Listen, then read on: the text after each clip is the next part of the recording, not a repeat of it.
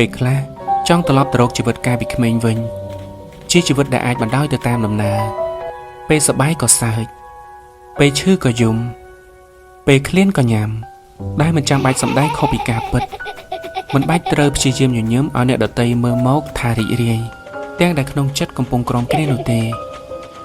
តែទោះចង់យ៉ាងណាក៏នៅតែមិនអាចព្រោះជីវិតពេលធំឡើង